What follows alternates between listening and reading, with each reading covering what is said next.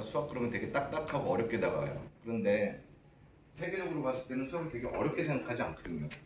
좀 유명한 사람이 했던 공식 중에 하나인데 이건 그걸 좀 다르게 S는 x 플러스 y 플러스 z라고 이 공식을 만든 사람이 있어요.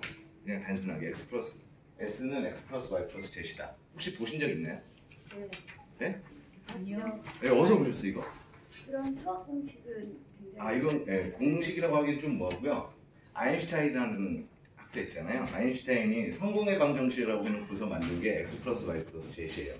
그래서 이 x를 뭐라고 했냐면 자기 일을 갖고 있는 것, 그러니까 일을 한다는 것을 의미하고 y라는 것은 그 일에 집중하고 즐기는 거라고 이야기를 했고요.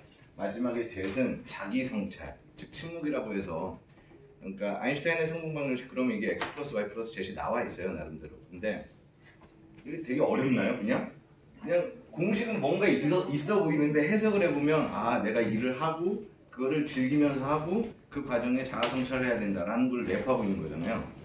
근데 말로는 그냥 막 이렇게 하는데 수학을 되게 압축을 좋아하거든요. 이렇게 딱 해놓으면 그거다라고 얘기하면 이게 되게 그러니까 수학이 이렇게 함축적인 요소들을 많이 갖고 있고 분명히 인문학적이랑의 연관성을 충분히 맺을 수 있음에도 불구하고 우리는 지금까지 주식 교육만 수학만 하다 보니까 너무 딱딱하게 받아들여서 어렵다라고 생각을 하는데 이게 아인슈타인이 만든 성공 방정식. 그러니까 수학이라는 게 절대 어렵지 않고요. 그냥 이렇게 해석할 수 있고 공식이라는 게 만드는 것 자체가 어렵지도 않고 누구라도 쓸 수 있잖아요. 그리고 x를 내 나름대로의 방식으로 바꿔도 되는 거고 y도 바꿀 수 있는 거고 z도 충분히 바꿀 수 있는 거잖아요. 그러니까 수학이라는 게 이게 되게 어려운 학문이거나 이런 게 아니라 그냥 충분히 생각할 수 있고 이런 거다라고 생각을 해보시면 돼요. 그래서 일단 세계관이라는 것을 일단 수학적으로 세계관 이랬을 때 그건 되게 뭐라 그럴까 포괄적이기 때문에 그 값을 매길 수 없기 때문에 어떻게 했냐면 그냥 성공이라는 걸로 처음에 예전에 만들었던 것도 저는 성공이라고 생각을 했기 때문에 성공의 방정식을 저도 나름대로 한번 만들어 봤어요. 그때는 이게 지인이었고 동료였는데 다행히 이게 지금 4차 산업혁명에 대해서 배우면서 1차 고역과 2차 고역이라는 좋은 명칭으로 바꿀 수 있어서 좀 좋은 계기가 됐었는데 S는 기억들이 좀 나실지 모르겠는데 이게 절대값입니다. 절대값이라는 거 기억이 나시나요? 안 나실 수도 있죠. 좀 이따 한번 얘기. 대단하신데요. 되게 좋으신데요. 어머님이 생각하시니까. 네. 그래서 절대값 b-i 곱하기 c1의 c2 거듭제곱입니다. 그래서 여기 대부분들이 거듭제곱 나왔을 때 아마 승을 하고 많이 했을 거예요. 뭐 2의 3승이라든지 x의 5승 이런 식으로 승을 했을 텐데 저는 승이라는 표현 자체를 애들한테 쓰지를 않아요. 왜냐면 일본 잔재에 남아있는 계승이라는 일본에서 아직까지 수학의 잔재가 좀 남아있는 거기 때문에 승이라는 말을 잘 안 쓰고요. 그래서 절대값 d-i 곱하기 c1의 c2 제곱입니다. 일단 설명을 해주자면 이 S는 아까 얘기했듯이 성공, success를 얘기하는 겁니다. 성공. 그러니까 성공이라는 것은 절대값은 나중에 이야기를 할 거고요. D, dream, 이상을 얘기하는 거죠. 그러니까 일반적으로 우리가 성공을 했다는 것은 이상이라는 폭과 현실이라는 폭을 줄여나가는 게 성공인 거잖아요. 그렇기 때문에 일단 얘가 이상이죠. 여기가 이상 파트가 될 거고 여기가 현실 파트가 될 겁니다. 그러니까 이상과 현실을 줄이기 위해서는 그 값이 가까워야지, 즉 0에 가까워야지 그 값이 성공에 도달했다라고 이야기하시는 거죠. 그러니까 이 값은 낮을수록 내가 성공했다라고 볼 수 있는 건데 일단 D라는 것은 이상입니다. 그리고 I는 나 스스로, 즉 I를 얘기하는 겁니다. 나. 중요한 건 여기에서의 C1의 C2 제곱과 곱해주는 값이 I인데 여기서 중요한 건 나의 능력을 만들어야 된다는 거죠. 무슨 얘기냐면 이거는 1차 고객과 2차 고객을 얘기하는 건데 1차 고객과 2차 고객들의 값과 곱해질 건데 내 자신의 값이 0에 가깝다면 그 값은 너무 작아질 거예요.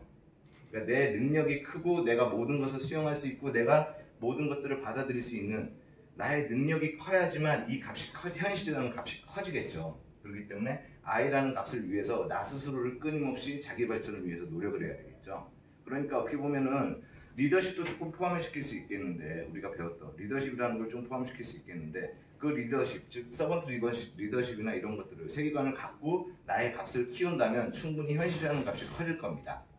그리고 시그마가 나오니까 조금 이게 또 새로우시죠? 기억이 나시네 시그마는? 이건 설명을 드릴게요. 네. 일단 곱하기 C1은 C2 거듭제곱인데 C1 같은 경우는 1차 고객 상수라고 나름대로 이름을 붙였는데 시그마 K는 1부터 N까지 1차 고객 K다 이랬는데 시그마에 대해서 잠깐만 떠올려 볼게요. 시그마가 뭐냐면 어렵지는 않아요. 되게 쉬운 건데 수학은 줄이는 걸 좋아한다 그랬잖아요. 그러면 예를 들어서 시그마 K는 1부터 5까지 K다 이렇게 해놓으면 얘가 의미하는 게 뭐냐면 1 더하기 2 더하기 3 더하기 4 더하기 5 이것을 쓰기 귀찮으니까 이렇게 줄여 쓴 거예요. 그러면 내가 1부터 5까지를 더하겠다는 의미를 주는 거거든요. 그러면 예를 들어서 내가 여기가 100이 된다면 여기에 말하지 않아도 100까지 더했다는 게 되겠죠. 이거 다 쓰려면 되게 힘들잖아요. 수학은 이런 식으로 함축시키거나 줄여 쓰거든요. 그러면 여기에서 얘기하는 C1이라는 상수는 시그마 K는 1부터 N까지 1차 고객 K이다 보니까 1차 고객들의 능력을 더한 게 되는 거겠죠. 그러니까 모든 1차 고객들과의 소통을 얘기할 수도 있는 거고요. 그러니까 해석하기 나름인 건데 그러면 그 모든 1차 고객들과 나의 관계들을 다 더한 값이라면 내가 그 고객에 대해서 1차 고객에 대해서 정말 그들과 같은 눈으로 바라보고 그들과 동행할 수 있는 값들을 더했다면 나의 현실적인 값은 당연히 커질 거예요. 그죠? 그렇기 때문에 1차 고객 상수 C1을 썼고요. 그래서 나라는 값에다가 그 나와 함께 뭔가를 함께 나아가는 1차 고객들과의 합을 곱하는 겁니다. 여기까지는 이해되시죠? 네. 그리고 중요한 건 이제 2차 고객인데요. 저는 예전에는 동료라고 썼었는데 참 좋은 단어가 나와서 2차 고객이라는 단어가 나와서 이것도 똑같습니다. 즉 무슨 얘기냐면 지금 나에게 어떤 교육을 받고 이런 학습과 이런 교육을 목적으로 하고 있으니까 학습이 이루어지는 대상들의 1차라고 본다면 그 외에 저와 같이 이렇게 공부를 하는 학우들이 될 수도 있고요. 저에게 가르침을 주셨던 교수진들이 될 수도 있고요. 그리고 나와 같이 일을 하는 선생님들이 될 수도 있겠죠. 이런 사람들이 2차 고객이잖아요. 그러면 그런 사람들의 능력들이 이제는 같이 공유하는 개념이기 때문에 그런 것들이 같이 공유하는 2차 고객들에 대해서 합을 하게 되는 거죠. 그러면 이 1차 고객들이 2차 고객들과의 연계가 생기기 때문에 지수로 올렸습니다. 즉 무슨 얘기냐면 나의 현실값에다가 2차 고객들이 계속 누적이 됨으로써 그게 지수가 되는 거죠. 그러니까 지수의 의미는 다시 한번 떠올려 볼게요. 예를 들어서 2의 5제곱, 수학은 줄이는 걸 좋아하니까 이거 의미하는 게 뭔지 기억나시나요 혹시? 2를 5번 곱한다는 얘기입니다. 이걸 5번, 되게 수학은 함축을 좋아하는 거예요. 줄여 쓰는 걸 좋아하니까요. 그러니까 중요한 건 뭐냐면 나의 2차 고객들의 모든 값들이 함축된 값들이 지수로 올라가는 거죠. 그러면 당연히 현실적인 값이 많이 커질 거예요. 그렇죠? 그런데 이게 좀 생각을 해볼게요. 절대값을 마지막에 왜 붙였냐면 이렇게 생각해 볼게요. 나는 내 현실의 능력이 예를 들어서 100이라고 볼게요. 내가 100이라 현실적인 능력이 내 능력하고 내 주변 1차 고객과 2차 고객 거듭제곱을 다 해봤더니 100이라는 꿈이 현실이 100이에요. 근데 나는 이상을 작게 가져버리면 왜 우리 배웠잖아요. 정말 리더십이 있고 괜찮은 능력을 가진 사람들이 리더십으로 안 나가고 뭐라 그럴까요? 그냥 현실에만 안주하고 있다면 그거는 올바른 사회가 아니라고 배웠잖아요. 수식으로도 충분히 해석이 가능한데 그냥 이상이라는 걸 10만 났어요. 그러면 이 사람은 그 값이 작으니까 어떻게 되겠어요? 성공했다라고 생각하겠죠. 이거 10에서 100 빼면 얼마예요? 마이너스 90이잖아요. 근데 절대값이라는 것 자체가 이 부호를 안 보겠다는 뜻입니다. 이 값이 90으로 커져버린 거죠. 그러니까 이건 어떻게 된 거예요? 현명하게 계획 세계관을 만든 게 아니에요. 왜?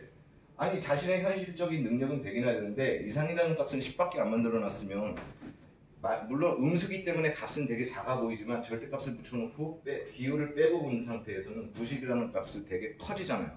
그러니까 나의 현실적 능력이 100이 된다면 충분하게 100이라는 값을 만들어야지 어떻게 되겠어요? 0에 가까우니까 내가 성공한 세계관을 갖고 이끌어 나가고 있구나 라고 생각할 수 있겠죠. 그렇기 때문에 최종적으로 붙인 게 절대값입니다. 그러니까 가장 중요한 건 뭐냐면 내가 어떠한 성공을 이루기 위해서는 내가 갖고 있는 이상, 즉 내가 갖고 있는 세계관이 나의 현실과 많이 부합된 상태에서 그 이상에 최대한 가깝도록 나를 만들고 1차 고객들과의 관계를 유지하고 2차 고객들과의 공유를 통해서 그 값을 정해야 된다고 생각을 해서 이러한 공식을 생각해 봤습니다. 와.